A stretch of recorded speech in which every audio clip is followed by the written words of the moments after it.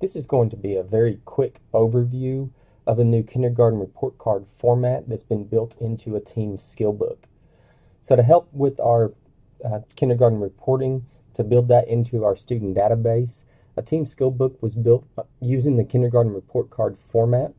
So for teachers now to enter grading for kindergartners, what you'll do is actually access the Skillbook through your teacher menu.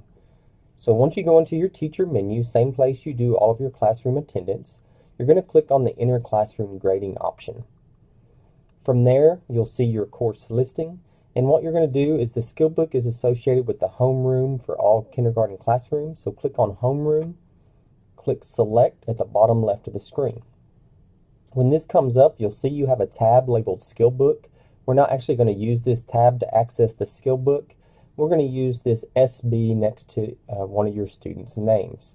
So you can go into the Skillbook. You should have a full listing of your class roster here. And when you click on the SB next to one of your students, what you'll see is this here. So the Skillbook is broken into what we call categories, subcategories, which are in the green, and then underneath that, the individual skills. These skills align to the kindergarten report card from last year, and they have the same parameters for marking. So all marked core content areas have that marking scale of 1, 2, 3. And then in our behavioral component, we still have that. You can see that we still have the markings for E, S, and U. So nothing has changed from the format other than the platform that's housing it. Now you'll notice here I have this cell that's been grayed out.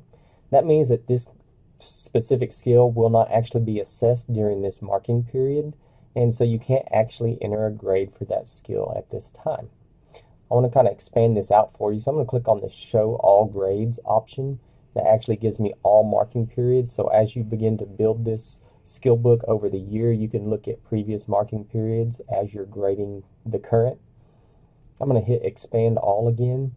And again, you can see the grade cells that show you when specific skills are and are not assessed. To enter grading, all you have to do is you're going to go next to the individual skill that you want to enter your marking for. You're going to notice that when you click on the cell, it actually brings that line item all the way up to the top of this window. So it's a little bit tricky in learning how to navigate at first because it always adjusts up to the top of the window, but once you get used to it, it becomes pretty easy. And so we have that skill, and we're going to select our marking of the 1, 2, or 3, and you'll see that it automatically goes down to the next cell. So there's my marking, and I'm ready to enter marking for my next skill. Again, you can run through this pretty quickly by individual cells, or if you have a subcategory, so here for writing, if you want to enter the same marking for all of those sub-skills, you can simply click on this Skill Select All cell. When you choose a marking there, you'll see that it enters that same marking for all of the sub-skills to the subcategory. If you need to make any changes, you can always go back. If you delete the Skill Select All, you'll see that it deletes all of the markings. Or if you had that Skill Select All and you need to make a change to one of the individual cells, all you have to do is click on the individual cell, put your new marking, and it will adjust that.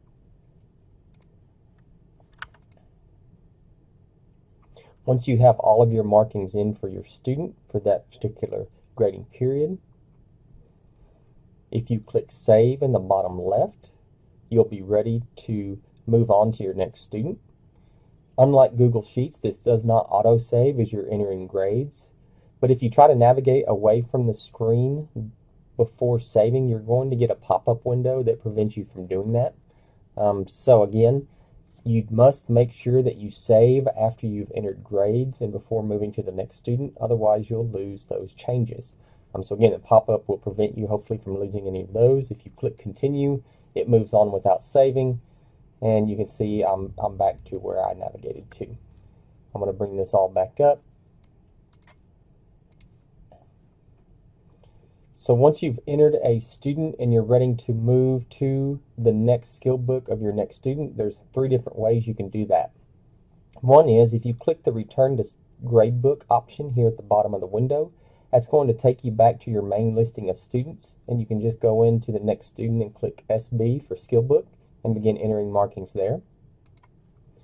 The next option would be you have navigation for P for previous, N for next. So you can move through your class by using the N or P options for previous or next student and continuing to enter the markings here. And then you have this option for N with copy. So this is go to the next student, but it would also copy all of the current markings of this student or the student that you're currently working on into the next student's skill book. So we don't highly recommend this option here.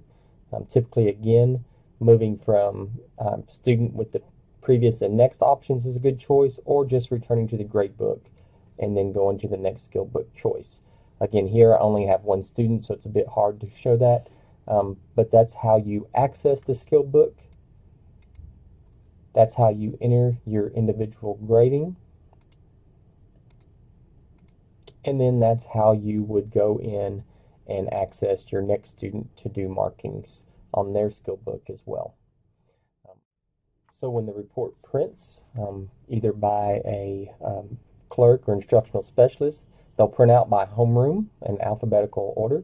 You'll see that the report card itself auto-populates all of your school information.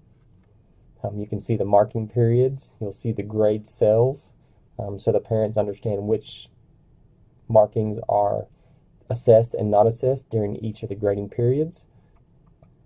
You'll see at the bottom of the report card they still have their grading legend, and again the attendance will auto-populate out of information in TEAMS, and the report card itself is going to print in the selected home language for the student.